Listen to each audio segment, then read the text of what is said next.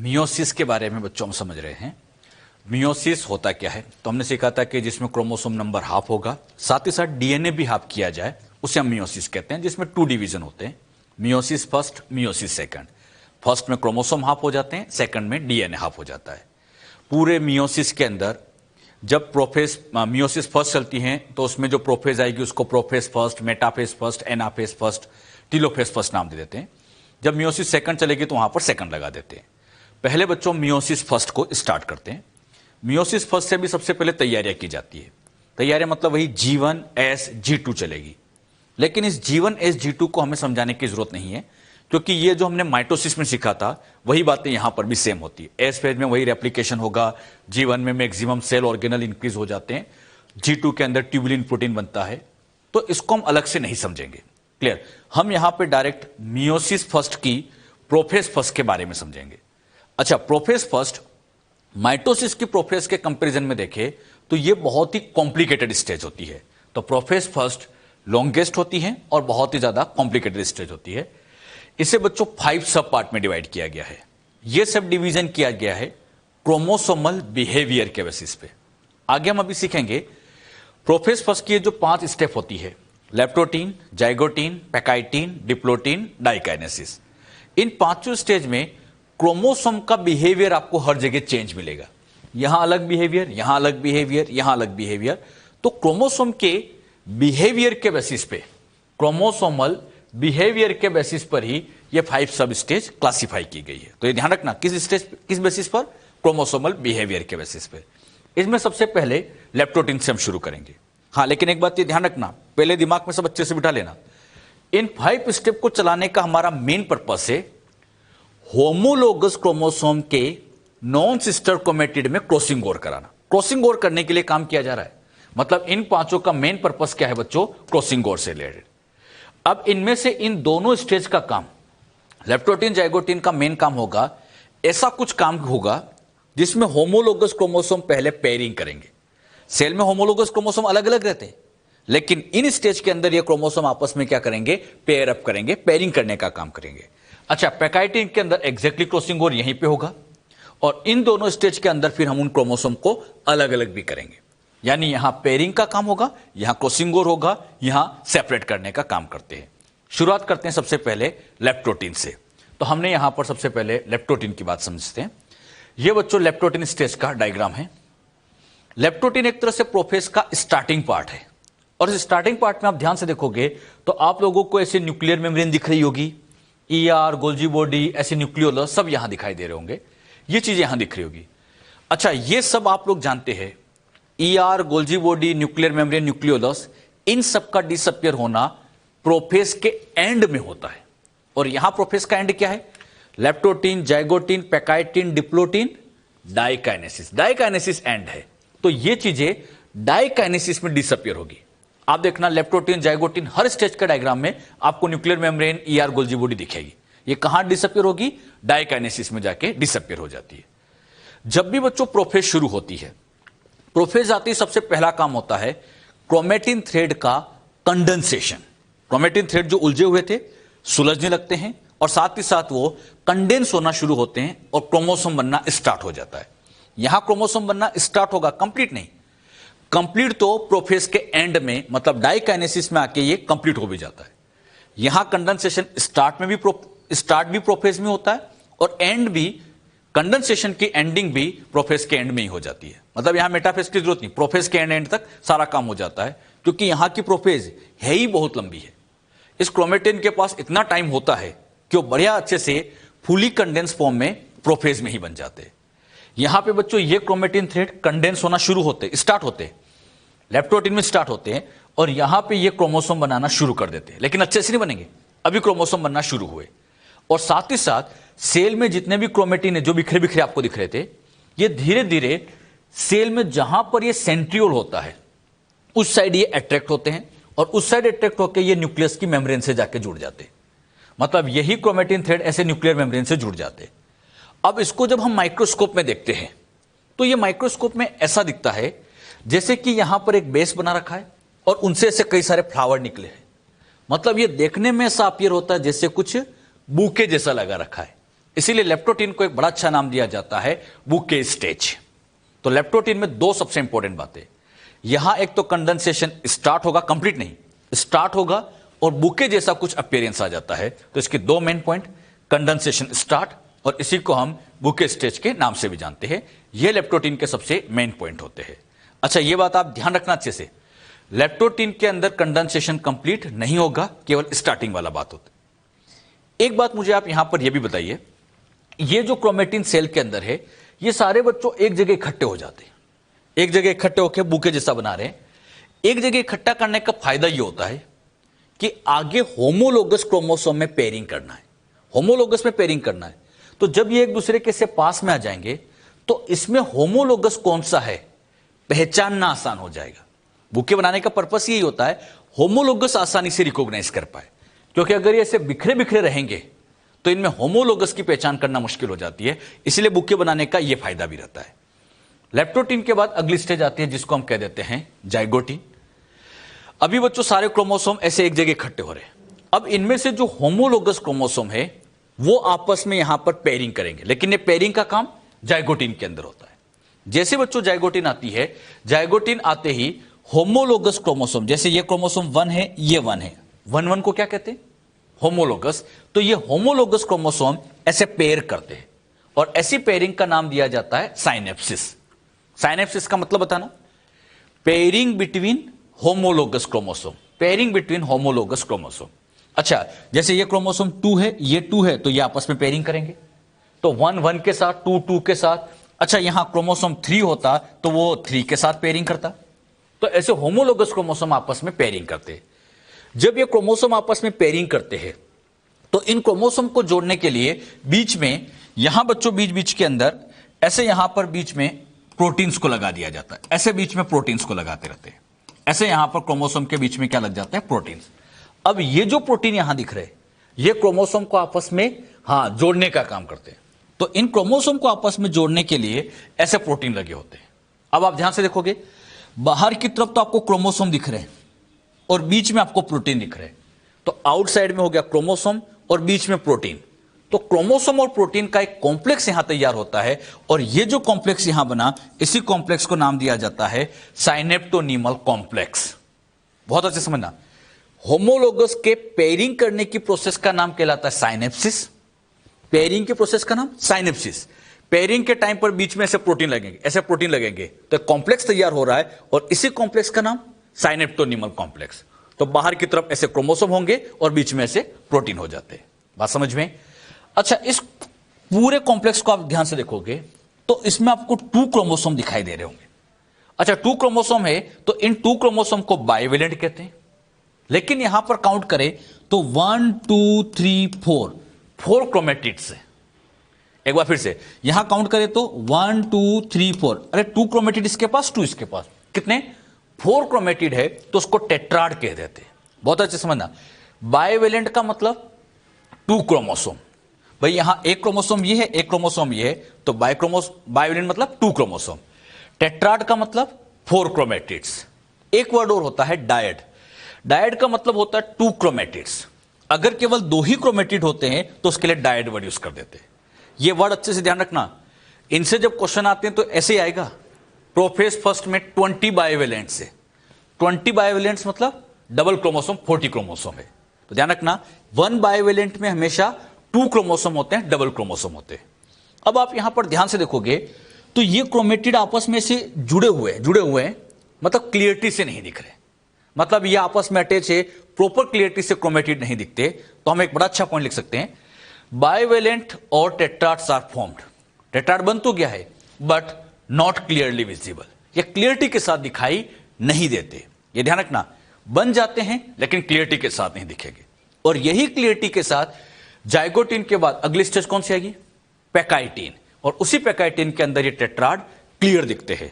अब कंफ्यूज नहीं होना, ढंग से बताना, टेट्राड का फॉर्मेशन कहां, टेट्राड का फॉर्मेशन कहां हुआ, तो जाइगोटीन, लेकिन टेट्राड का क्लियर दिखाई देना यह फिर कहां होगा, पैकाइटीन के अंदर। तो जाइगोटीन के अंदर जो पॉइंट आपको समझाए ये ध्यान रखिएगा। क्या क्या पॉइंट समझाया, एक तो यहां साइनेप्सिस होता है, होमोलोगस क्रोमोसोम पेयरिंग करते कॉम्प्लेक्स बनता है जिसको साइनेप्टोनिमल कॉम्प्लेक्स कहते हैं। बाइवेलेंट टेट्राड बन तो जाते हैं, लेकिन टेट्राड क्लियरिटी के साथ फिर अगली स्टेज में पैकाइटिन में दिखाई देंगे, यहां नहीं दिखते। लेप्टोटीन जाइगोटीन में क्या होता है, क्लियर हुआ अच्छे से। अभी तक बच्चों होमोलोगस क्रोमोसोम आप ध्यान से देखोगे ऐसे पेयरिंग कर चुके, पेयरिंग का काम हो चुका है। अब आप ही बताओ क्या होना चाहिए पैकाइटिन के अंदर। हाँ, अब इनके बीच में जीन एक्सचेंज करेंगे, मतलब क्रॉसिंग ओवर कराएंगे। तो अगली स्टेज यही इसीलिए की जाएगी ताकि इनके बीच में क्रॉसिंग ओवर हो जाए। अच्छा, ये क्वेश्चन आए तो ध्यान रखना, बुके स्टेज किसको कहते हैं, लेप्टोटीन को। साइनेप्सिस का होना जाइगोटीन, साइनेप्टोनिमल कॉम्प्लेक्स का बनना जाइगोटीन। अच्छा, पूछा जाए कंडेंसेशन स्टार्ट तो लेप्टोटीन। तो इस तरह के क्वेश्चन आए तो आपको आना चाहिए। लेप्टोटीन हो गया, जाइगोटीन हो गया, चाहे तो बच्चों डायग्राम आप नोट भी कर लीजिएगा। इसी में अगली स्टेज आती है पैकाइटिन। ये प्रोफेज ही चल रही है, प्रोफेज की थर्ड स्टेज आती है पैकाइटिन। पैकाइटिन के अंदर अब होमोलोगस क्रोमोसोम आपस में क्रॉसिंग ओवर करते हैं। यहां पर सबसे पहला पॉइंट ये होता है कि टेट्राड क्लियर दिखाई दे जाते हैं। आप देख भी रहे हैं, ये क्रोमेटिड अच्छे से दिखाई दे रहे, टेट्राड क्लियर विजिबल हो जाते हैं। अब यहां पर एक खास बात ये होती है, ये वाला क्रोमेटिड और ये वाले क्रोमेटिड, इनको मैं कह सकता हूं नॉन सिस्टर। ये नॉन सिस्टर, ये और ये नॉन सिस्टर। ये नॉन सिस्टर क्रोमेटिड किसी किसी पॉइंट पर जुड़ने लग जाते हैं। जैसे यहां पर किसी पॉइंट पर ये जुड़ रहे हैं, दिख रहा है आपको, ये यहां पे जुड़ रहा है, यहां जुड़ रहा है, यहां जुड़ रहा है, ऐसे किसी किसी पॉइंट पर ये अटैच होने लग जाते हैं। ऐसे ये नॉन सिस्टर क्रोमेटिड अटैच हो जाते हैं, ये नॉन सिस्टर। यहां पर भी आप देखो, ये नॉन सिस्टर क्रोमेटिड ऐसे अटैच हो रहे। जहां ये नॉन सिस्टर क्रोमेटिड अटैच होते हैं, इसी पॉइंट को कहा जाता है रिकॉम्बिनेशन नोड्यूल। रिकॉम्बिनेशन नोड्यूल मतलब नॉन सिस्टर क्रोमेटिड जहां अटैच है, उसी अटैचमेंट वाले पॉइंट का नाम रिकॉम्बिनेशन नोड्यूल। और रिकॉम्बिनेशन नोड्यूल एग्जैक्ट वो पॉइंट है जहां क्रॉसिंग ओवर होगा, मतलब इसी के अंदर एग्जैक्टली क्या करना होगा, क्रॉसिंग ओवर किया जाता है। तो एक बार फिर समझना, नॉन सिस्टर जहां जहां पर ये जुड़ने लग गए, इस पॉइंट का नाम बोलो, हाँ, रिकॉम्बिनेशन नोड्यूल। और इसी नोड्यूल पर क्या करना होगा, क्रॉसिंग ओवर, इसी पे क्रॉसिंग ओवर करना होता है। अच्छा, और इनके बीच बीच में ऐसे प्रोटीन लगे हुए हैं, ऐसे बीच बीच में प्रोटीन लगे हुए हैं जो दोनों क्रोमोसोम को आपस में जोड़ भी रखे, कॉम्प्लेक्स की फॉर्म में ही। अच्छा, रिकॉम्बिनेशन नोड्यूल कहां बना, नॉन सिस्टर कहीं कहीं पे आपस में जुड़ने लग जाते हैं, और जहां ये पॉइंट पे जुड़ रहे हैं वही रिकॉम्बिनेशन नोड्यूल। अब इस पर क्या होगा, क्रॉसिंग ओवर। इस क्रॉसिंग ओवर को करने के लिए एक एंजाइम काम में लिया जाता है जिसका नाम है रिकॉम्बिनेज एंजाइम। क्रॉसिंग ओवर क्यों, किसकी वजह से होगा, रिकॉम्बिनेज एंजाइम। इस एंजाइम की खास बात यह होती है कि इसमें दो एक्टिविटी है, एंडोन्यूक्लियस और लाइगेज। एंडोन्यूक्लियस का काम, हां, कट करना, काटना, इनसाइड से काटना, आप जानते अच्छे से, एंडोन्यूक्लियस कहते हैं। लाइगेज का काम जोड़ना है। तो यहां पर रिकॉम्बिनेज एक्टिविटी होगी जो दो एक्टिविटी शो करेगी, एंडोन्यूक्लियस एंड लाइगेज वाली प्रॉपर्टी शो करती है। एक खास बात, यही एंजाइम यहां पर फाइनली क्या कराएगा, क्रॉसिंग ओवर। और ये जो क्रॉसिंग ओवर होता है, आप लोग सभी जानते हैं किसके बीच में होगा, non sister chromatids of homologous chromosome. मतलब यहां पर ऐसे एग्जैक्टली अब एक्सचेंज होगा। इसी बात को समझाने के लिए मैंने क्या किया, यहां पर एक डायग्राम और ड्रॉ किया है। ये दोनों सिस्टर क्रोमेटिड है, ये सेंट्रोमियर, सी से लिख देता हूं, सेंट्रोमियर। ये दोनों सिस्टर क्रोमेटिड, ये सेंट्रोमियर, ये भी सेंट्रोमियर। यहां पे बच्चों आप बड़े ध्यान से देखिएगा, इसके अंदर आप देखोगे ये दोनों सिस्टर क्रोमेटिड हैं और ये दोनों भी यहां सिस्टर क्रोमेटिड है। इसकी बात करूं, रेड की बात करूं और इस ब्लू की बात करूं, तो रेड और ब्लू ये आपस में क्या कहलाएंगे, नॉन सिस्टर। और ये नॉन सिस्टर क्रोमेटिड जहां पर ये अटैच है, इस पॉइंट का नाम आप बोलो, जहां ये नॉन सिस्टर क्रोमेटिड अटैच है, इस पॉइंट का नाम क्या कहलाता है, रिकॉम्बिनेशन नोड्यूल। मतलब यही रिकॉम्बिनेशन नोड्यूल है। अब इस रिकॉम्बिनेशन नोड्यूल पर एंजाइम आके बैठेगा, कौन सा, यस, एंडोन्यूक्लियस। मतलब यहां पर इसी जगह पे बच्चों ये एंजाइम आके बैठ जाएगा और उसका नाम होगा एंडोन्यूक्लियस। रिकॉम्बिनेज एंजाइम आके यहां बाइंड होगा, ये रिकॉम्बिनेज आके यहां पर बाइंड हो गया। अब इस रिकॉम्बिनेज एंजाइम की पहली प्रॉपर्टी चालू होती है। रिकॉम्बिनेज का पहला काम क्या था, एंडोन्यूक्लियस। एंडोन्यूक्लियस क्या करेगा, यहां कट लगाएगा और फिर वो इनको आपस में जोड़ेगा। अच्छा, जब लाइगेज यहां जोड़ेगा, कट करने का काम तो एंडोन्यूक्लियस का, जोड़ने का काम लाइगेज का। जब बच्चों लाइगेज यहां पे जोड़ता है तो वो जोड़ते टाइम क्या करेगा, ये वाला पार्ट इधर जोड़ देगा और ये वाला पार्ट इधर जोड़ देगा। मतलब इन पार्ट को ऐसे एक्सचेंज करा देगा और इसी एक्सचेंज को क्या कहेंगे, क्रॉसिंग ओवर। एग्जैक्टली अब ये कैसे होता है, बात को समझिएगा। यहां बच्चों क्रॉसिंग ओवर करने के लिए, सिखाने के लिए, यहां पर एलील ए और बी ले लिया, कैपिटल ए कैपिटल बी एक ही क्रोमोसोम पे है और स्मॉल बी दूसरे क्रोमोसोम पे है। अब इनके बीच में जब क्रॉसिंग ओवर हुआ, क्रॉसिंग ओवर से ये वाला पार्ट इधर जुड़ रहा है, मतलब कैपिटल ए के साथ अब जुड़ेगा स्मॉल बी और स्मॉल ए के साथ कैपिटल बी आ जाएगा। मतलब यहां कुछ ऐसा हो जाएगा, कैपिटल ए के साथ स्मॉल बी जुड़ जाएगा, स्मॉल ए के साथ कैपिटल बी जुड़ जाएगा। मतलब ये पार्ट ऐसे एक्सचेंज हो जाएंगे और इसी एक्सचेंज को क्या नाम दिया जाएगा? Crossing over. क्रॉसिंग ओवर करते टाइम बड़ा सीधा काम है। पहले यहां पे कट लगाया, किसने? एंडोन्यूक्लियस ने। लाइगेज ने क्या किया? जोड़ा, लेकिन इसको इधर और इसको इधर जोड़ दिया, पार्ट को ऐसे एक्सचेंज करा के जोड़ दिया और इसी एक्सचेंज प्रोसेस को नाम दे दिया गया क्रॉसिंग ओवर। अब आप ध्यान से देखना, यहां कैपिटल ए कैपिटल बी साथ थे, यहां कैपिटल ए के साथ ऐसा था, कैपिटल बी साथ थे, लेकिन अब कैपिटल ए के साथ स्मॉल बी आ गया। तो पहले कैपिटल ए कैपिटल बी साथ जाना चाहते थे, साथ जाने को कहा जाता है लिंकेज, साथ में रहना लिंकेज। लेकिन यहां कैपिटल ए कैपिटल बी को अलग करने का काम क्रॉसिंग ओवर ने कर दिया, क्योंकि कैपिटल ए के साथ स्मॉल बी आ गया। तो इस लिंकेज को तोड़ने का काम क्रॉसिंग ओवर करते। जेनेटिक्स में हम पढ़ते भी है, linkage is inversely proportional to crossing over. Linkage का काम था साथ रखना, क्रॉसिंग ओवर हुआ तो क्रॉसिंग ओवर ने इनको क्या कर दिया? अलग अलग कर दिया। तो यहां पर ऐसे अलग कर देते और इसी अलग करने की वजह से ही कुछ वेरिएशन आएगी। पहले कैपिटल ए कैपिटल बी का कॉम्बिनेशन था, कैपिटल ए स्मॉल बी का कॉम्बिनेशन हुआ, कुछ नए कॉम्बिनेशन बने और यही नए कॉम्बिनेशन क्या करेंगे? वेरिएशन लाने का काम करते। तो मियोसिस का एक बड़ा फायदा यह है कि इससे वेरिएशन आ जाती है, क्योंकि यहां क्रॉसिंग ओवर होता है। अरे बात समझ में? तो हमने पैकाइटिन स्टेज में क्या क्या सीखा, एक आउटलाइन फिर देता हूं, ध्यान समझिएगा। टेट्राड यहां पर अच्छे से दिखाई देते हैं, क्लियरली विजिबल हो जाते हैं। जहां नॉन सिस्टर जुड़ते उस पॉइंट का नाम रिकॉम्बिनेशन नोड्यूल। यहां एक एंजाइम काम करता है जिसका नाम रिकॉम्बिनेज, जिसमें दो एक्टिविटी, एंडोन्यूक्लियस काटेगा, लाइगेज जोड़ेगा। लेकिन जोड़ते टाइम ऐसे पार्ट यहां एक्सचेंज हो जाते हैं और इसी एक्सचेंज वाली फिनोमिना को कहा जाता है क्रॉसिंग ओवर। जो बातें यहां पर अभी आपको समझे, क्लियर हुई? तो ये बच्चों हमने पैकाइटिन में क्या क्या होता है ये सारे पॉइंट यहां पर क्लियर कर दिए। चाहे तो आप इसको बना भी लीजिएगा।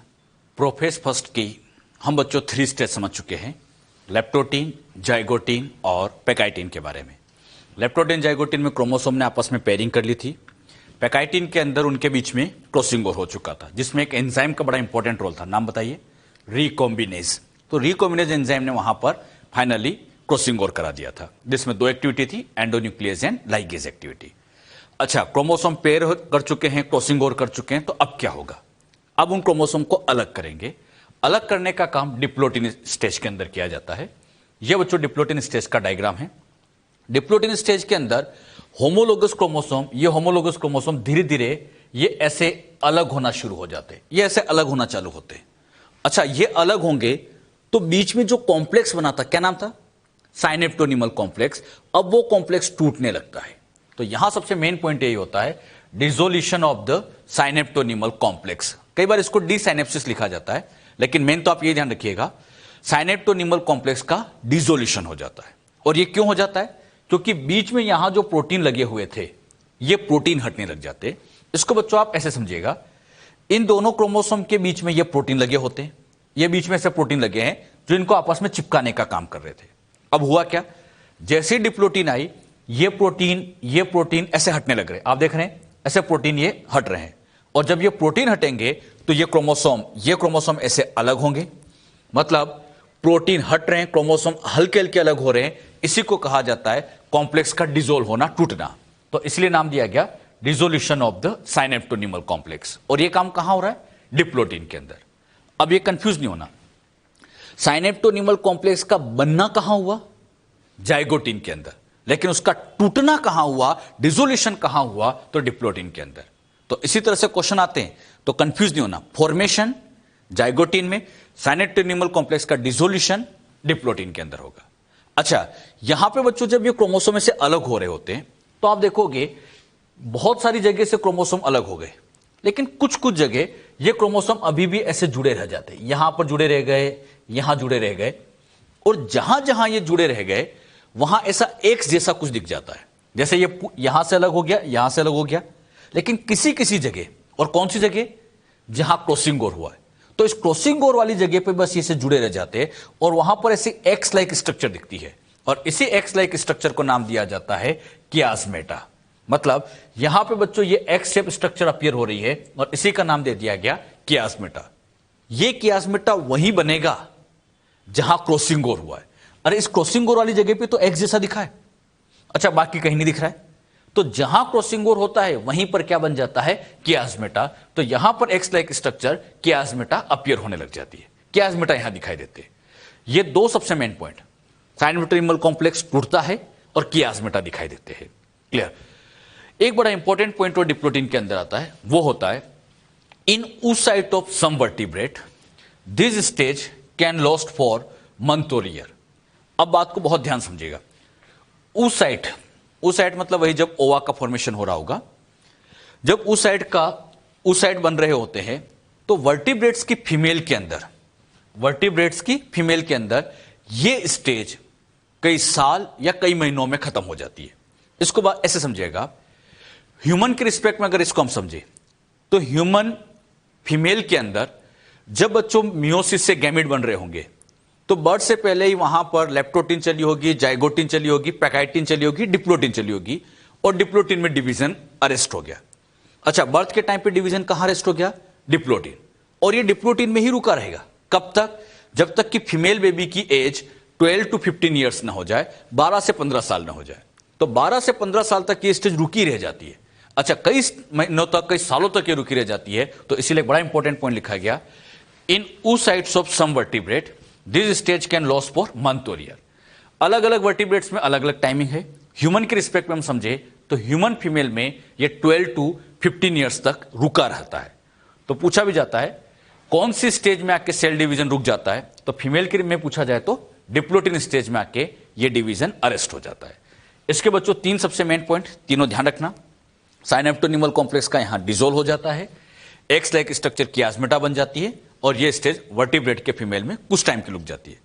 अच्छा, कुछ ऑर्गेनिज्म में क्या होता है कि जब ये डिवीजन यहां रुका रहता है तो यहां के क्रोमोसोम बड़ी समझदारी दिखाते हैं।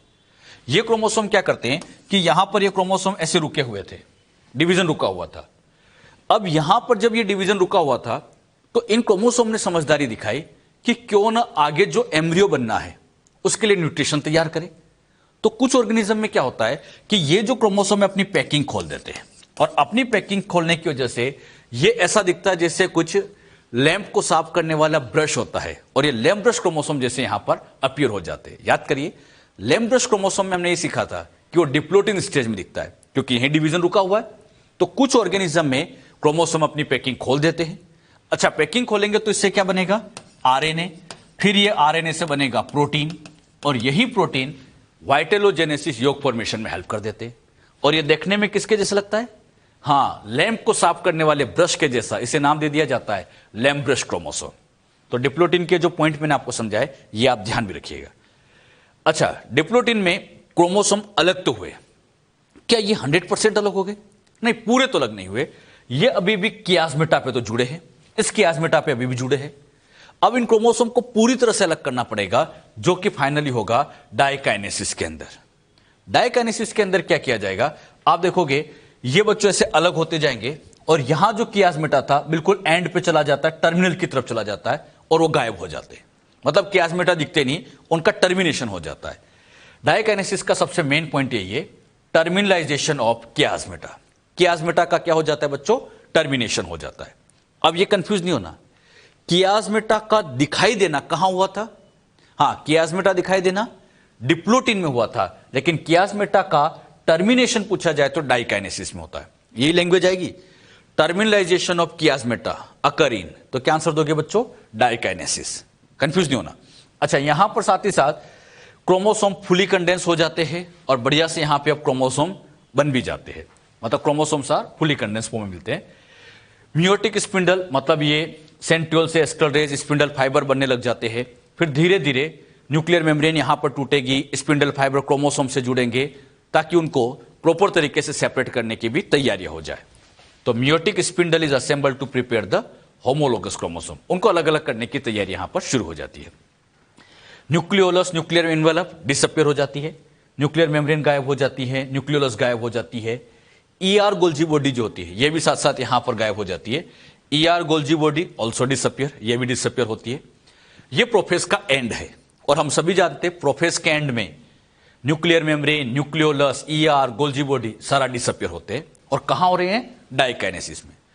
न्यूक्लियर मेम्ब्रेन टूट चुकी है, एंड में आते आते न्यूक्लियर मेम्ब्रेन टूट गई, फिर इन क्रोमोसोम के साथ स्पिंडल जुड़ेंगे, मतलब एक तरह से ये ट्रांजिशन टू मेटाफेज को भी रिप्रेजेंट कर सकता है। तो diakinesis represent the transition to metaphase, मतलब अब मेटाफेज आने वाली है तो ट्रांजिशन टू मेटाफेज को भी ये रिप्रेजेंट करते हैं। डाइकाइनेसिस के क्या क्या इवेंट्स है, ये सारे इवेंट्स आप अच्छे से ध्यान रखिएगा। क्या सिखाया आपको? कियासमेटा का टर्मिनेशन हो जाता है, साथ ही साथ क्रोमोसोम फुली कंडेंस फॉर्म में मिलते हैं, स्पिंडल फाइबर प्रॉपर ऑर्गेनाइज होने लग जाते हैं, न्यूक्लियोलस न्यूक्लियर मेम्ब्रेन डिसअपियर हो जाती है, ER गोल्जी बॉडी डिसअपियर हो जाती है और मेटाफेज आई रही है, तो इसीलिए हम इसको ट्रांजिशन टू मेटाफेज भी कहते हैं। ये सब प्रोफेज ही था, अब मेटाफेज आने वाली है। अब बच्चों इन पांचों स्टेप को अगर हम कंपेयर करके देखें तो हुआ क्या? पहले क्रोमोसोम ने आपस में पेयरिंग की, लेप्टोटिन जाइगोटिन में ही हुआ, पेयरिंग वाला काम हुआ और पेयरिंग हुई तो कॉम्प्लेक्स बना, साइनेप्टोनिमल कॉम्प्लेक्स बन गया जाइगोटिन में। फिर पैकाइटिन आए, पैकाइटिन में क्या हुआ? क्रॉसिंग ओवर, और क्रॉसिंग ओवर करना है तो रिकॉम्बिनेज एंजाइम वहां पे काम आया। फिर लास्ट में डिप्लोटिन डाइकाइनेसिस में क्रोमोसोम अलग हुए, डिप्लोटिन में क्रोमोसोम अलग हुए तो कॉम्प्लेक्स टूटा जिससे कियासमेटा दिखाई दिया और उसका टर्मिनेशन कहां हो गया? डाइकाइनेसिस में। तो आप इसको तरीके से ध्यान रखो, पहले क्रोमोसोम की पेयरिंग से रिलेटेड काम करना है लेप्टोटिन जाइगोटिन में, पैकाइटिन में क्रॉसिंग ओवर कराना है और लास्ट में अलग अलग करना है। तो आप इन इवेंट को थोड़ा दिमाग में ध्यान भी रखोगे ना, तब भी ये याद हो जाएंगे। अगर आपको एग्जैक्ट अभी भूल भी जाओ तो बस इतना ध्यान रखना, पेयरिंग, क्रॉसिंग ओवर और अलग करना, तो अपने आप आपको सोचोगे हाँ ये काम तो यहां हुआ होगा। तो आप आइडिया से भी इसका आंसर दे सकते हैं, इसको आप तरीके से ध्यान रखिए। ये बच्चों हमने प्रोफेज फर्स्ट के बारे में समझा, मियोसिस फर्स्ट की। अब बच्चों बाकी जो स्टेज होती है मेटाफेज फर्स्ट, एनाफेज फर्स्ट में क्या होगा उसको मैं क्वेश्चन की फॉर्म में और इसको डायग्रामेटिक फॉर्म में भी हम यहां समझ लेते हैं। सबसे पहले स्टार्टिंग में एक 2n सेल दी, क्रोमोसोम 46 लिखा, 2C लिखा और मैंने कहा इसको मियोसिस से डिवाइड करो। दोनों डिवीजन करना है, फर्स्ट भी करना है, सेकंड भी करना है। सबसे पहले प्रिपरेशन हुई जिसको हम इंटरफेस कहते हैं, G1I, SI, G2I।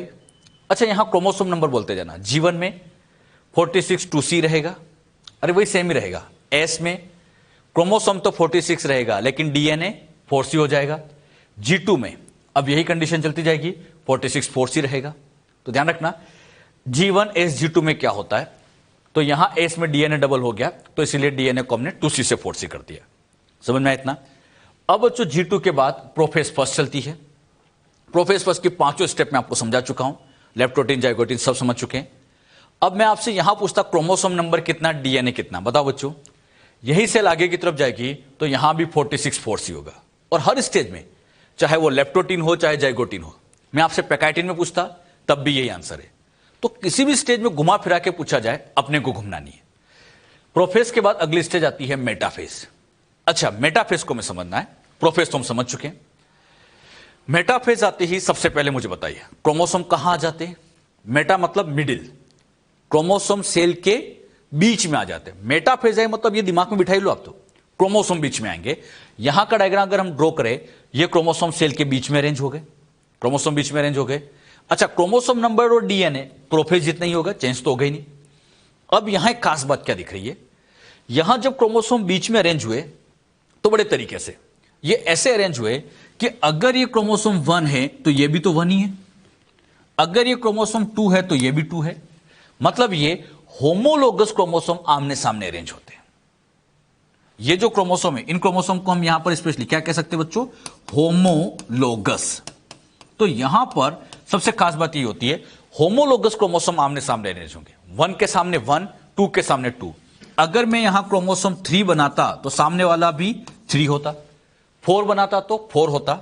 अच्छा इससे मैं चलता जाऊं, यहां 46 है तो यहां 23 होंगे, यहां 23 होंगे। DNA 4C है तो यहां 2C होगा और ये मैंने यहां 2C लिख दिया। यानी सेल में जितने भी क्रोमोसोम है, DNA है, ये 2 लाइंस में अरेंज हो जाते हैं। यहां 2 लाइंस में अरेंज हो जाते हैं, यानी एक तरह से 2 मेटाफेज प्लेट यहां बनती हुई दिखती है। अच्छा अगर हम माइटोसिस से कंपेयर करें, माइटोसिस की मेटाफेज में भी क्रोमोसोम बीच में तो जमा है लेकिन एक लाइन में जमा है। यहां बच्चों 2 लाइन में जमा है, ये इनके डायग्राम की पहचान है। कैसे पहचानोगे? मियोसिस फर्स्ट की मेटाफेज फर्स्ट है तो क्रोमोसोम बीच में तो जमा होंगे लेकिन 2 लाइन में, लेकिन माइटोसिस में केवल 1 लाइन में जमा होते हैं। ये डिफरेंस आप ध्यान रखें। और इसी तरह से इनके डायग्राम पहचान पाएंगे। ये डायग्राम आ जाए, ये डायग्राम आ जाए, तो ये पहचान में अब आपको आना चाहिए। मेटाफेज फर्स्ट के बाद एनाफेज फर्स्ट की बात करें। अच्छा, इनके साथ फिर वही स्पिंडल फाइबर जुड़ चुके होंगे, ये हम जानते ही। एनाफेज फर्स्ट में सबसे मेन पॉइंट, यहां एनाफेज फर्स्ट के अंदर सेंट्रोमियर डिवाइड नहीं होता। सेंट्रोमियर डिवाइड होते ही नहीं। मतलब यहां पर अगर ये दोनों क्रोमेटिड, सिस्टर क्रोमेटिड यहां साथ है, तो आप देखो बस ये ऊपर खींचने की वजह से ये आर्म पीछे आ गई, तो ये दोनों यहां पर भी साथ ही है।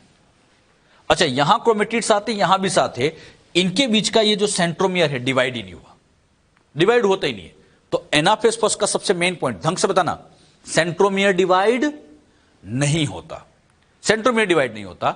यहां पर सेंट्रोमियर डिवाइड नहीं हुआ तो ये सिस्टर क्रोमेटिड भी साथ रहते हैं, अलग नहीं होते।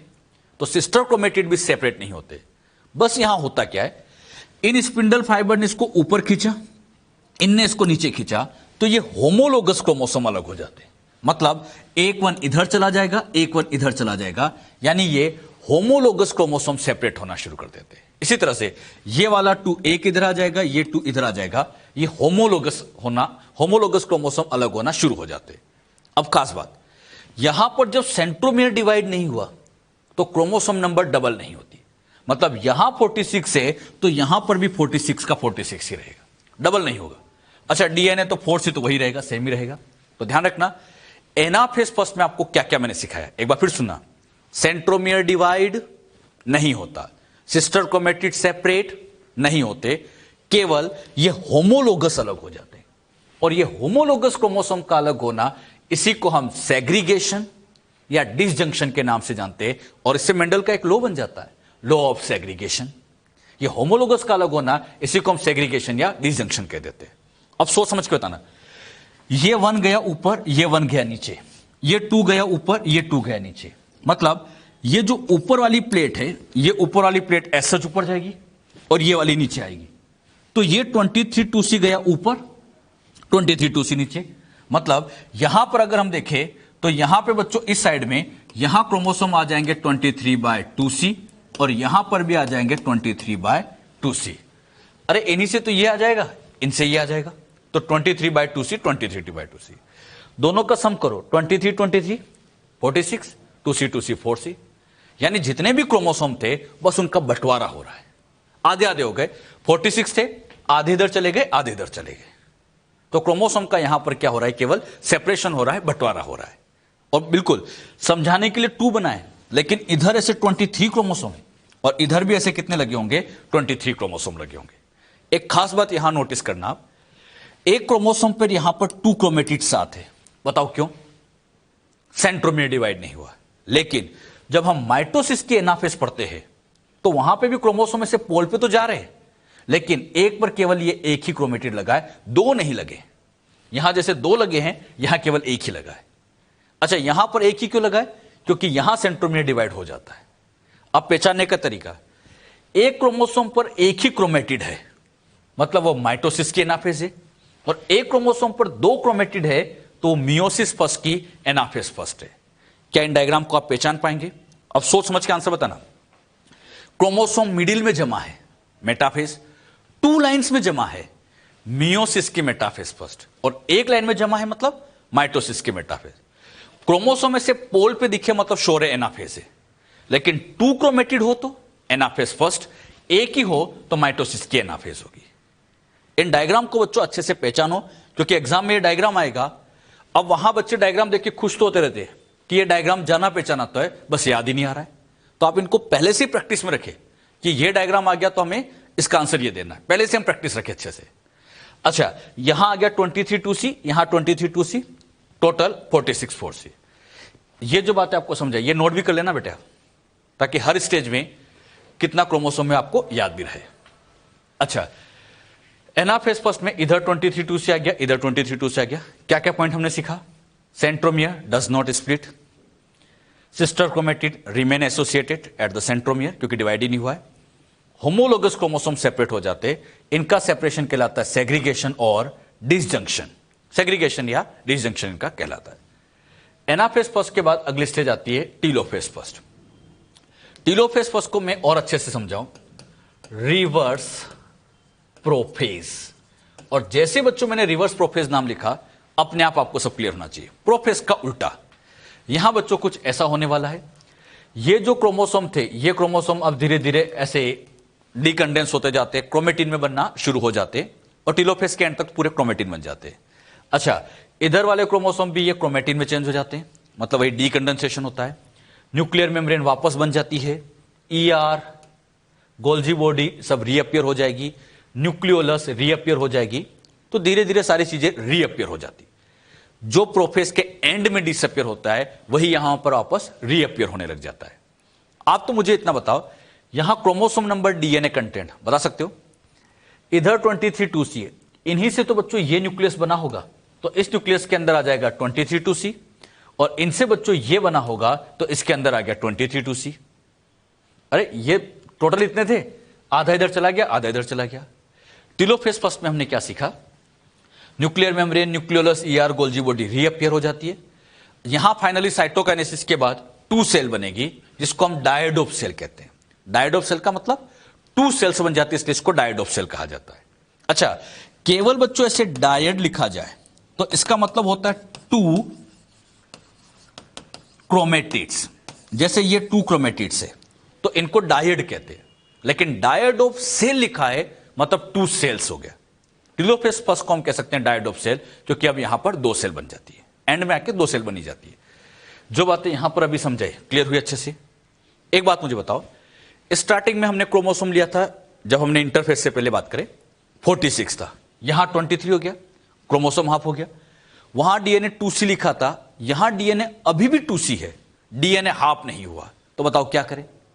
हाँ, DNA हाफ तो करना पड़ेगा, और DNA हाफ करना है तो यस, एक बार और डिवीजन करना पड़ेगा। कौन सा? हाँ, इस बार फिर से डिवाइड करना पड़ेगा और इसमें डिवीजन चलाना पड़ेगा मियोसिस सेकंड। मतलब इस सेल को एक बार और डिवीजन की जरूरत है। मतलब अभी तो आधा पार्ट काम हुआ है, अभी तो इंटरवल हुआ है, अभी तो एक पार्ट और बचा है। और वो क्यों बचा है? DNA हाफ करने के लिए। तो अब यहां अगला डिवीजन चालू होगा मियोसिस सेकंड। ये बच्चों टीलोफेज फर्स्ट में हमने सिखाई है, ये हमने सीखा था। इस सेल में 23 2C, इधर भी 23 2C। अब टीलोफेज फर्स्ट का इसमें फिर से डिवीजन होगा। मियोसिस सेकंड जब चलती है तो उससे पहले वाले फेज को हम इंटरफेज में कह के इंटरकाइनेसिस कहते हैं। इंटरकाइनेसिस में G1, S और G2 में से S नहीं चलेगी। अच्छा, ये सेल यहां डिवाइड करेगी तो G1 में 23 2C, यहां भी 23 2C रहेगा। S फेज में रेप्लिकेशन नहीं होगा। क्यों? आप बताओ मुझे। हाँ, रेप्लिकेशन हो जाएगा तो बहुत बड़ी गड़बड़ हो जाएगी, क्योंकि DNA 2C से 4C हो जाएगा।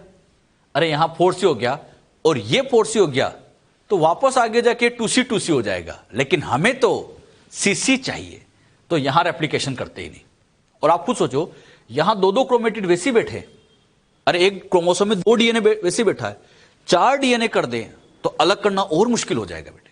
तो रेप्लिकेशन बंद ही रखा जाता है, और रेप्लिकेशन नहीं होता इसलिए क्या नाम दिया? इंटरकाइनेसिस।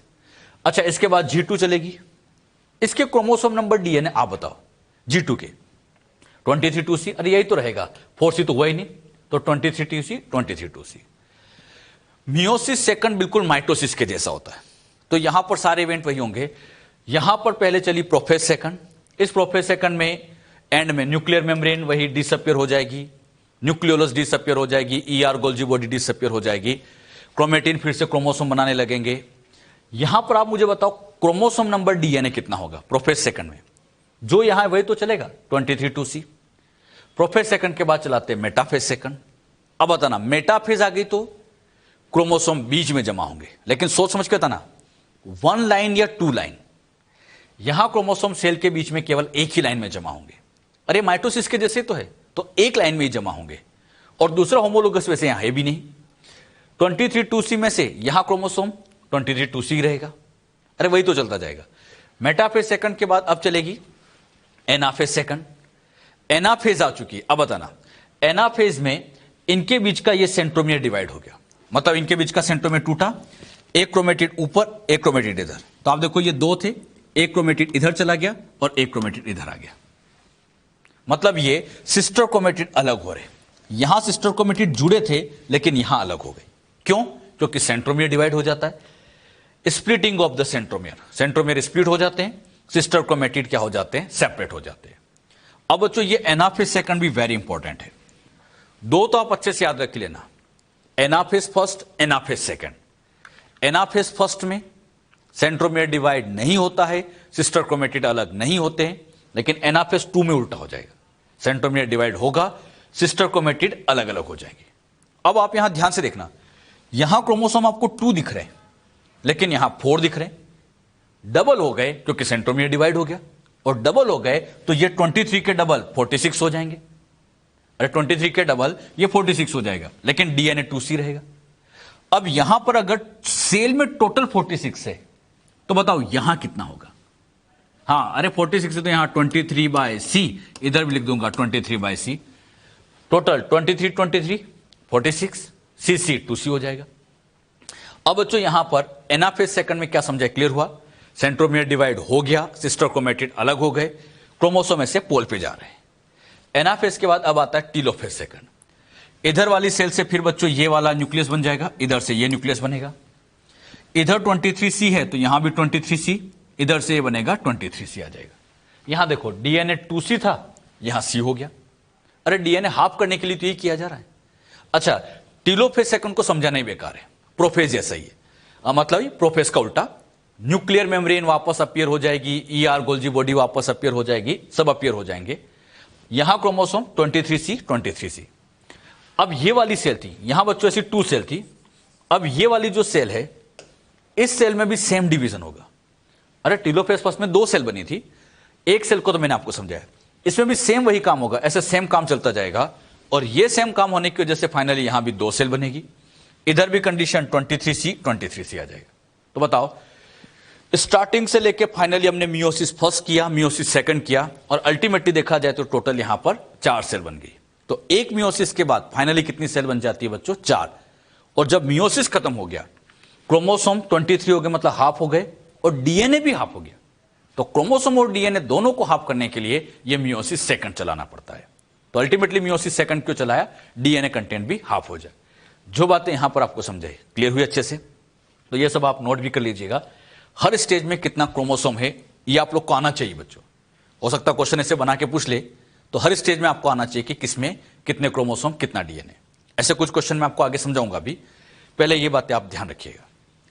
एक बच्चों में स्पेशल पॉइंट आपको समझा रहा हूं टीलोफेज फर्स्ट का। एनसीईआरटी में एक लाइन लिखी, टीलोफेज फर्स्ट के समझा रहा हूं। Although in many cases the chromosome do undergo some dispersion but they do not reach the extremely extended state of interphase nucleus. अब ये लाइन क्या कहना चाहती है समझिएगा। इंटरफेस के अंदर ये थ्रेड लाइक स्ट्रक्चर है, नाम बोलो, क्रोमेटिन। जब बच्चों प्रोफेज फर्स्ट आती है, क्रोमेटिन से क्रोमोसोम बनना शुरू हो जाता है, कंडेंसेशन शुरू हो जाता है। प्रोफेज के बाद जब टीलोफेज फर्स्ट आई होगी, बताओ क्या हुआ होगा? उल्टा काम, मतलब क्रोमोसोम फिर से क्रोमेटिन में चेंज हो जाता है, डीकंडेंसेशन। इस क्रोमोसोम को ऐसे खोलते हैं, डीकंडेंस करते हैं, जिसको हम एक तरह से क्रोमोसोम का डिस्पर्जन कहते हैं। डिस्पर्जन मतलब फैलाना। इस क्रोमोसोम को फैलाते हैं, वापस क्रोमेटिन बना देते हैं। लेकिन एक बात आप जानते हैं, मियोसिस जब सेकंड चलेगा, तो जब प्रोफेज सेकंड आएगी तो यही क्रोमेटिन फिर से क्रोमोसोम बनाएगा, मतलब फिर कंडेंसेशन किया जाएगा। अब जो सेल बड़ी समझदार है, ध्यान समझना, अगर मैं इस क्रोमेटिन को कंडेंस करता हूं तो यह क्रोमोसोम बनता है, और अगर इसको वापस खोलते हैं तो वापस इतना ही बड़ा क्रोमेटिन बनना चाहिए। कंसेप्ट तो यही कह रहा है। इस धागे को छोटा किया, इतना बड़ा बना, तो वापस इसको खोलोगे तो यही धागा बनना चाहिए था। लेकिन टीलोफेज फर्स्ट में डीकंडेंसेशन हुआ, क्रोमोसोम से धागा बनना शुरू हुआ, क्रोमेटिन बनना शुरू हुआ, लेकिन यहां प्रॉपर डीकंडेंसेशन नहीं होता। प्रॉपर डीकंडेंसेशन नहीं होता मतलब क्रोमोसोम से क्रोमेटिन बनता तो है, लेकिन ये इतना ही बना, इस इंटरफेज इतना बड़ा नहीं बना। मतलब इंटरफेज में तो बहुत एक्सटेंडेड है, लेकिन यहां इतना एक्सटेंडेड नहीं है। क्यों? क्योंकि सेल को पता है कि इसे आगे जाके फिर क्रोमोसोम बनाना है। अगर आगे जाके फिर क्रोमोसोम बनाने की जरूरत नहीं होती तो यह वाकई में खुलकर इतना ही बड़ा बनता। लेकिन सेल ने क्या समझदारी दिखाई, उसे पता है कि फिर से कंडेंसेशन होना है तो टेलोफेज फर्स्ट में प्रॉपर डीकंडेंसेशन नहीं होता, प्रॉपर डिस्पर्जन नहीं होता है। यही तो लाइन लिखी है।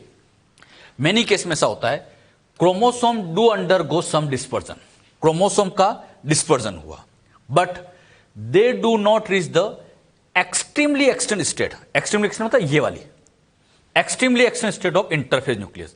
इंटरफेज जितना एक्सटेंड ये नहीं होता है। ये बच्चों इसकी यहां पर खास बात है।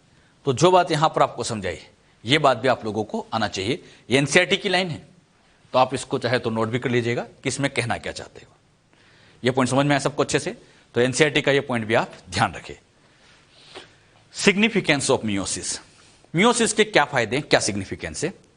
इसका पहला significance, in a species conservation of chromosome number in every generation.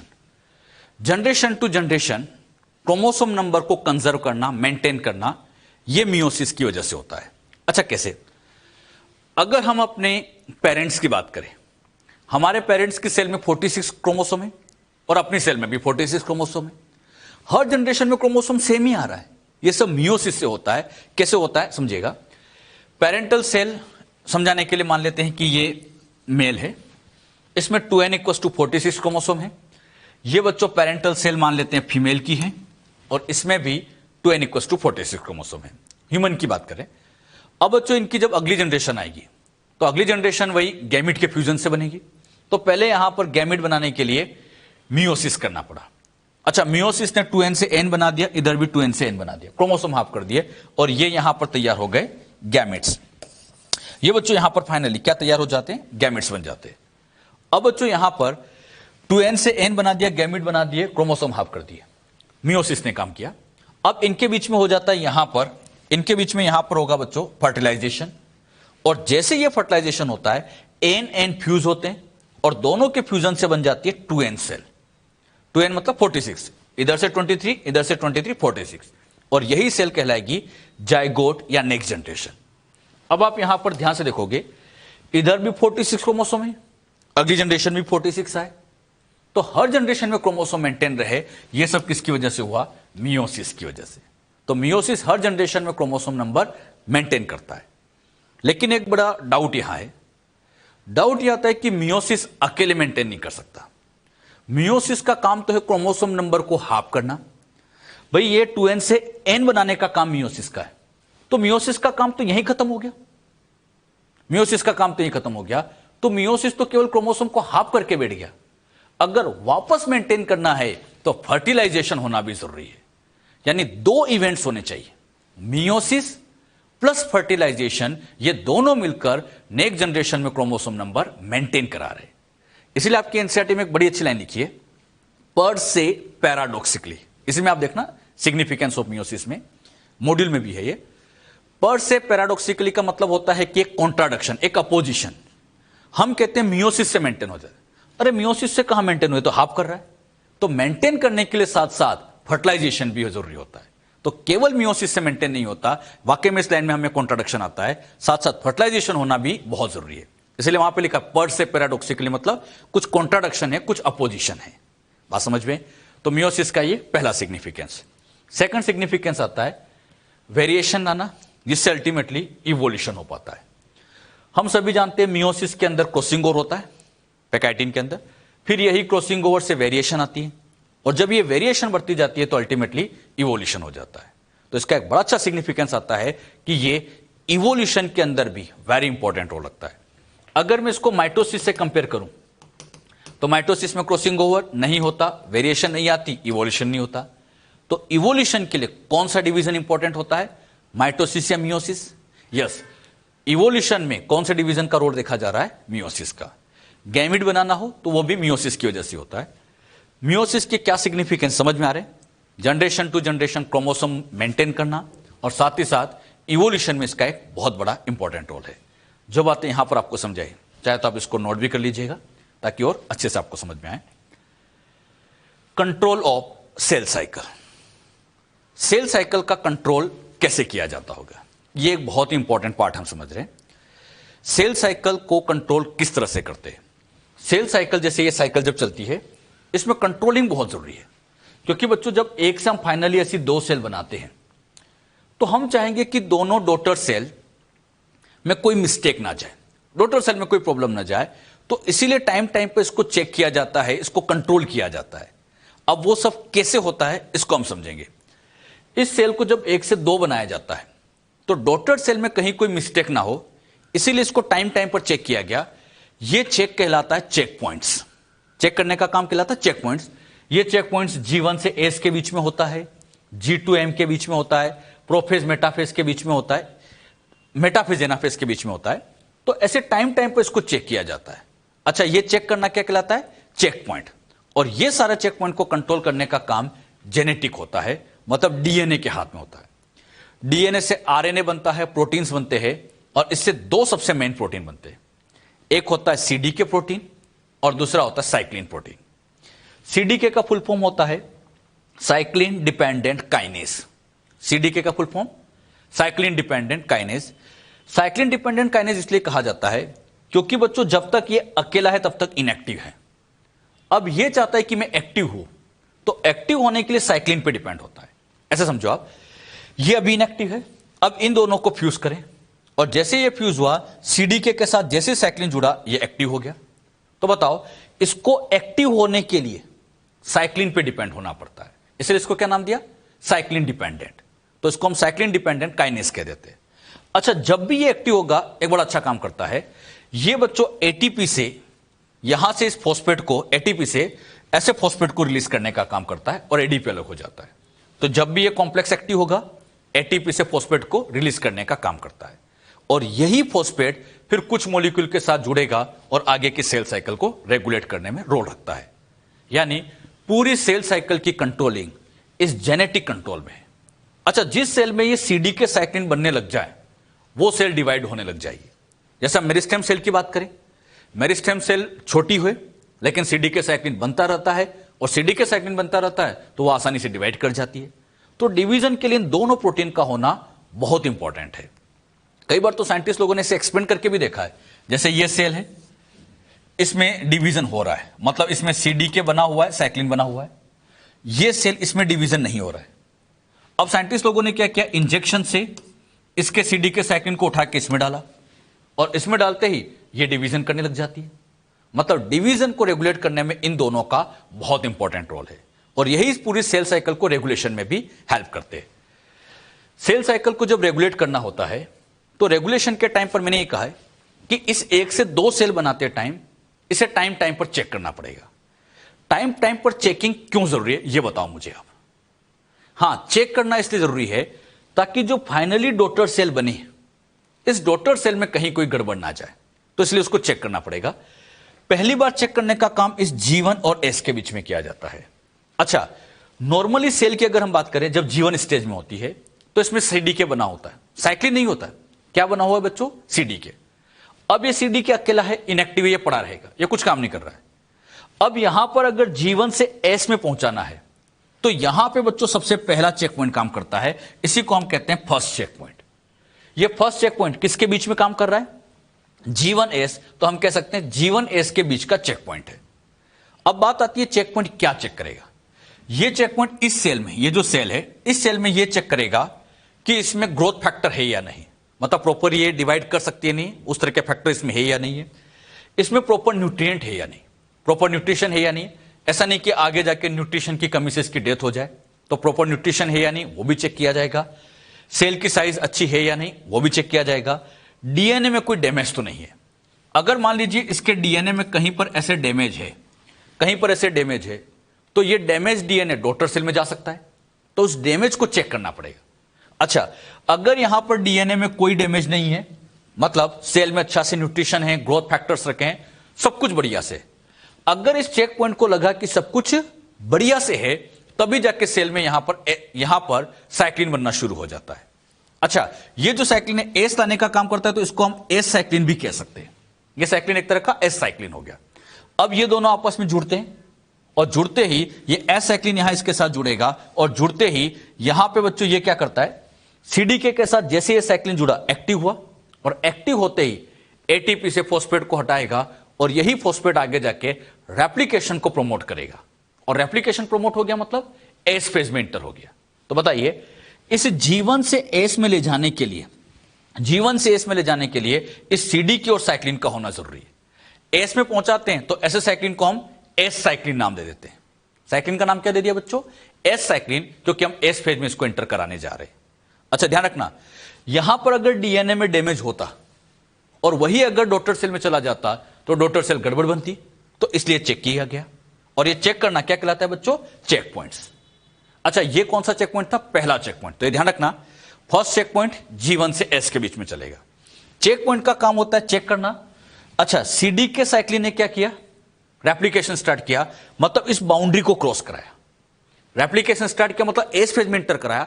जैसे ही एस में एंटर होता है ये एस साइक्लिन यहां से टूटेगा, सीडी के अकेला बच जाएगा, मतलब ये वापस इनएक्टिव हो गया, ये वापस इनएक्टिव हो जाएगा। मतलब इनका काम है केवल इस बॉर्डर को क्रॉस कराना, ये जो बॉर्डर है। तो सीडी के साइक्लिन बॉर्डर को क्रॉस कराएंगे, अगली स्टेज में ट्रांसफर करा देंगे। अब एस फेज में रेप्लिकेशन होगा।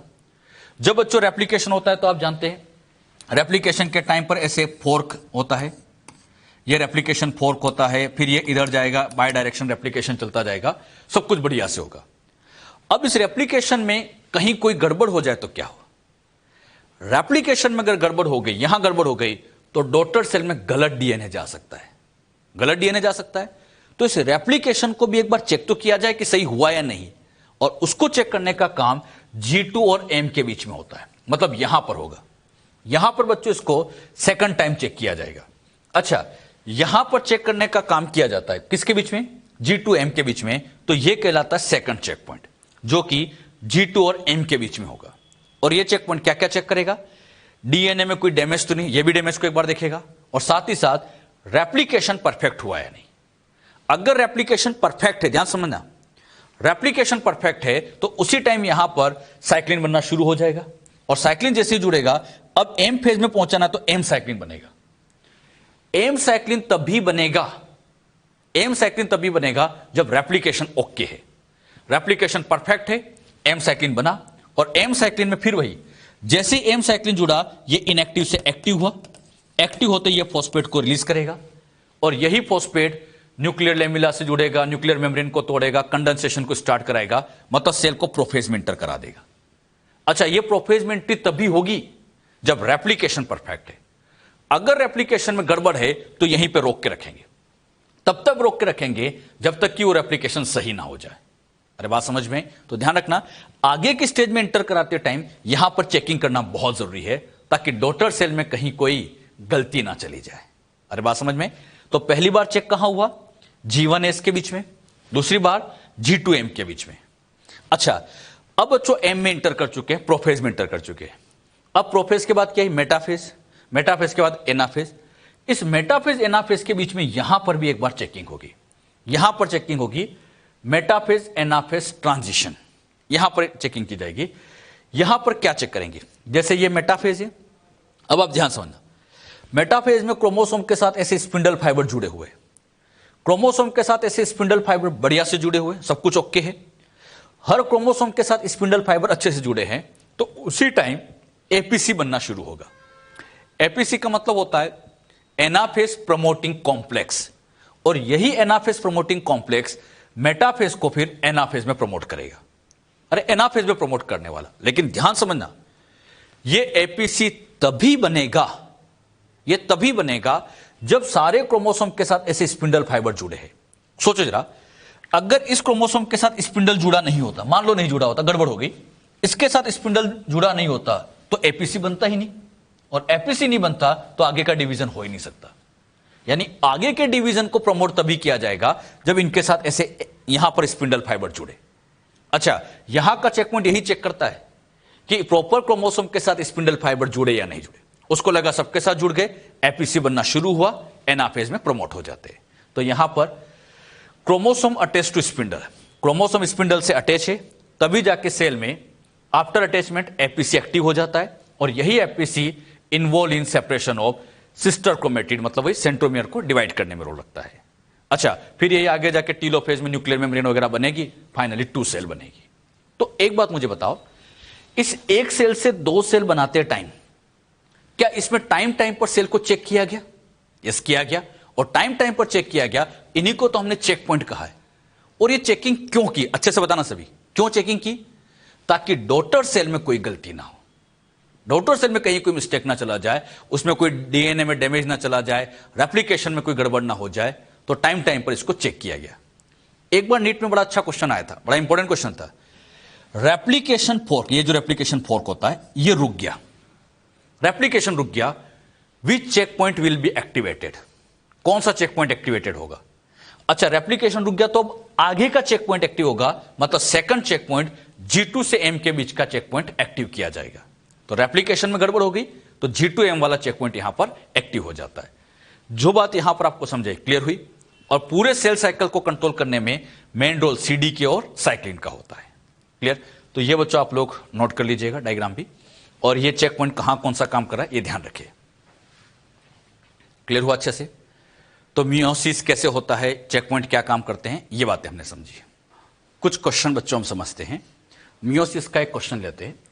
इन prophase first 10 bivalents are present, then find out chromosome number in metaphase first, anaphase first, metaphase second and anaphase second. Solve करिए बच्चों इसको। हर स्टेज में आपको क्रोमोसोम नंबर काउंट करना है, कहां कितने होंगे। हमने बच्चों यहां प्रोफेज फर्स्ट में बाइवेलेंट्स आपको गिवन किए हैं, कितने? 10 बाइवेलेंट्स से। तो क्रोमोसोम कितने हो जाएंगे? डबल, यानी क्रोमोसोम 20 हो जाएंगे। अब प्रोफेज फर्स्ट के बाद जब मेटाफेज फर्स्ट आई होगी तो इसमें भी क्रोमोसोम वही 20 रहेंगे, ये 20 तो रहेंगे। अच्छा, मेटाफेज फर्स्ट के बाद एनाफेज फर्स्ट आई, सोच के बताना। एनाफेज फर्स्ट में सेंट्रोमियर डिवाइड नहीं होता तो यहां पर क्रोमोसोम 20 के 20 ही रहेंगे, मतलब यहां 20 तो यहां भी 20 रहेंगे। अब बच्चे यहीं पे गलती करते हैं। अब इसी को आगे वो कंटिन्यू करते जाते हैं और मिस्टेक हो जाती है। अरे मियोसिस फर्स्ट के बाद साइटोकाइनेसिस होगा, 2 सेल बनेगी टेलोफेज के बाद, तो ऐसी 2 सेल बनाया, मतलब इसके बाद ऐसी 2 सेल बनाए। इसमें 20 है तो इस सेल में 10, इस सेल में 10 जाए, कहा जाए नहीं कहा जाए, फिर भी बच्चों आपको पर सेल आंसर देना होता है। मतलब ऐसा नहीं कि दोनों सेल लेके चले, एक सेल के रिस्पेक्ट में आंसर देना होता है। तो जब यहां पर मेटाफेज सेकंड चलेगी तो एक सेल लेके चलो, और इसके अंदर क्रोमोसोम 10 तो इसके अंदर भी 10 रहेगी, तो मेटाफेज सेकंड में आपको 10 आंसर देना है। अच्छा, फिर बच्चों यहां पर एनाफेज सेकंड आएगी। अब बताना, एनाफेज सेकंड में सेंट्रोमियर डिवाइड होगा तो ये 10 से वापस हो जाएंगे 20, तो आंसर क्या आ गया? 20 20 10 20। अब यहां पे कई बच्चों ने बस एक ही गड़बड़ की होगी कि इसी को लेकर वो कंटिन्यू कर देते, ये नहीं, 2 सेल बनाए। यहां ध्यान रखना, थोड़ा सा सोच के आंसर देना है। 2 सेल बनाना है, फिर एक सेल को आगे कंटिन्यू करके आंसर देना है। कर सकते हैं ऐसे क्वेश्चन बच्चों, बड़ा इंपॉर्टेंट क्वेश्चन है। AIPMT 2014 में बड़ा अच्छा क्वेश्चन आया था। During which phase of cell cycle amount of DNA in a cell remain at 4C level if the initial amount of DNA is denoted at 2C। और ये आपके सामने 4 ऑप्शन है। बड़ा अच्छा क्वेश्चन था। क्वेश्चन में ये कहा गया है इनिशियल अमाउंट, मतलब मैं बात करूं G1 की, G1 में DNA गिवन है 2C, ये लिखा है। स्टार्टिंग में DNA कितना दिया गया है? इनिशियली डिनोटेड है 2C, तो इनिशियल में 2C है। अब 4C कहां मेंटेन होता है? G1 के बाद अगर हम एस की बात करें तो 4C, अच्छा G2 की बात करें 4C, प्रोफेज की बात करें 4C, मेटाफेज की बात करें 4C, एनाफेज की बात करें 4C, यही तो मेंटेन रहेगा। अच्छा, ये प्रोफेज, मेटाफेज, एनाफेज, इसको हम कह देते हैं एम फेज। तो G2 फेज और एम फेज सब जगह आप देखो 4C दिख रहा है। ऑप्शन के हिसाब से चेक करें। G1 तो गलत है क्योंकि G1 में 2C। अच्छा, यहां पे भी G1 तो ये भी गलत है। अब इन दो में कंफ्यूजन होता है। ओनली G2, क्या केवल ओनली G2 में 4C है? नहीं, आगे भी तो दिख रहा है। हाँ, टेलोफेज में जाके पर सेल में 2C हो भी जाएगा, लेकिन एम में 4C दिख तो रहा है ना बेटे। तो इसीलिए ज्यादा बेस्ट आंसर होगा G2 एंड M, कि G2 में भी है और M में भी ये रहेगा। तो आंसर इसका 4 है। ये नीट में आया था क्वेश्चन बच्चे, इसमें कई बच्चे इसका आंसर ओनली 3rd लगा के आए थे, मतलब ओनली G2, लेकिन ध्यान रखो M में भी तो 4C होता ही है, तो इसलिए आंसर इसका यही गया था। अगला क्वेश्चन लेते हैं AIPMT 2015 का। A somatic cell that just has completed the S phase of its cell cycle as compared to gamete of same species has same number of chromosome but twice the amount of DNA, twice the number of chromosome and 4 times the amount of DNA, 4 times the number of chromosome and twice the amount of DNA। इस तरह से 4 option दिए गए। आप इसमें से सोच समझ के आंसर दीजिएगा, क्या आंसर आएगा। 1 2 3 4। बड़ा अच्छा क्वेश्चन था। इस क्वेश्चन में क्या किया गया? सोमेटिक सेल कौन सा डिवीजन करेगी? माइटोसिस। सोमेटिक सेल के अंदर ये G1 स्टेज है, यहां पर 46 और 2C क्रोमोसोम, समझाने के लिए लेता हूं मैं ह्यूमन की बात करके कि 46 2C है। अब एस फेज में पूछा है, just completed the S page, और एस पेज में ये पूछा गया है, एस पेज में पूछा गया तो 46 और 4C क्रोमोसोम सेम रहेंगे, डीएनए डबल हो गया। लेकिन एक बड़ा अच्छी लाइन लिखी है, इन्होंने जो कंपेयर किया गया as comparison to gamete of the same species, जीवन से कंपेयर नहीं करना है। इस स्पीशीज के, ये सोमेटिक सेल है, ये सोमेटिक सेल जिस स्पीशीज की है उसके गैमिट के कंपेरिजन में। अच्छा, ह्यूमन की ले रहे हैं तो ह्यूमन के गैमिट की बात करें, गैमिट N होता है, उसमें 23 क्रोमोसोम होंगे, डीएनए C होगा, और क्रोमोसोम आधा होगा, डीएनए भी आधा होगा। अब यहां पर एस में तो पूछा है जीवन के कंपैरिजन में गैमिट, अच्छे से बताना, एस कंपेयर टू गैमिट, तो इस गैमिट के कंपैरिजन में आपसे पूछा है। अब यहां देखो क्रोमोसोम की बात करें, ये 23 है, तो यहां पे 23 से 46 हो गया, मतलब ट्वाइस हो गया। तो यहां पर अगर हम बात करें क्रोमोसोम, तो क्रोमोसोम तो हो जाएंगे ट्वाइस, और ये C से यहां पर हो गया 4C, तो डीएनए 4 टाइम्स हो जाएगा। अच्छा, किसके रिस्पेक्ट में पूछा है? गैमिट के रिस्पेक्ट में। अगर क्वेश्चन में से मैं गैमिट कट कर देता तब तो फिर आप जीवन के कंपैरिजन में देते, लेकिन यहां गैमिट के रिस्पेक्ट में पूछा है तो क्रोमोसोम हो जाएंगे ट्वाइस एंड डीएनए 4 टाइम्स। बताइए कहां दिख रहा है answer? Twice the number of chromosome and 4 times, यानी आंसर इज 2। कर सकते हैं ऐसे क्वेश्चन। यहां पे बच्चों एनसीईआरटी का एक बड़ा अच्छा क्वेश्चन दिया है, can there be mitosis without DNA replication in S phase? NCERT में बड़ा अच्छा क्वेश्चन है, बच्चे अक्सर पूछते भी है, can there be mitosis without DNA replication in S phase? S phase में रेप्लिकेशन हुआ ही नहीं, मतलब G1 आई, एस आई, एस में रेप्लिकेशन हुआ ही नहीं, और माइटोसिस हो जाए, मियोसिस नहीं, माइटोसिस हो जाए क्या? नहीं, ऐसा कभी नहीं हो सकता, नो इट्स नॉट पॉसिबल, ऐसा कभी नहीं है। जब भी माइटोसिस होगा पहले रेप्लिकेशन तो कराना ही पड़ेगा। एक क्वेश्चन और दिया है, can there be DNA replication without cell division? मतलब यहां पर रेप्लिकेशन तो हो जाए लेकिन आगे का सेल डिवीजन ना हो पाए, कैसा हो सकता है? यस, हो सकता है। सेल में कोल्चिसिन डाल दे, डिवीजन को मेटाफेज में रोक सकता है, तो आगे प्रॉपर डिवीजन नहीं होगा। एंडो रीडुप्लीकेशन में डीएनए के अमाउंट बढ़ती जाती है, पॉलीटेनी कंडीशन आ जाती है, तो वहां रेप्लिकेशन तो हो जाता है लेकिन आगे का सेल डिवीजन नहीं हो पाता, तो हम कह सकते हैं यस इट्स पॉसिबल है कि रेप्लिकेशन तो हो जाए लेकिन आगे डिवीजन ना हो, ऐसा देखा गया है। तो इस तरह के 2 क्वेश्चन में बच्चे अक्सर पूछते हैं कि सर इनके क्या आंसर होंगे, तो आप इनके आंसर ध्यान रखिए। अपनी एनसीईआरटी में एक्सरसाइज में ये कुछ क्वेश्चन दिए हैं तो उनके आंसर ये रहेंगे। यहां पे आके बच्चों हमने सेल डिवीजन कंप्लीट कर लिया है, उसके सारे क्वेश्चन हमने समझ लिए। अब आप इसको मॉड्यूल और एनसीईआरटी, मॉड्यूल प्लस एनसीईआरटी दोनों से अच्छे से रिवाइज करें, क्योंकि इनसे क्वेश्चन आते ही, आप देख भी रहे हैं हर साल क्वेश्चन आता ही रहता है, तो आप बहुत अच्छे से इसको रिवाइज करें। और एक बार आपके दिमाग में कंसेप्ट आ गए तब तो फिर ये बहुत आसान है, तो आप इसकी एक्सरसाइज भी सोल्व करें।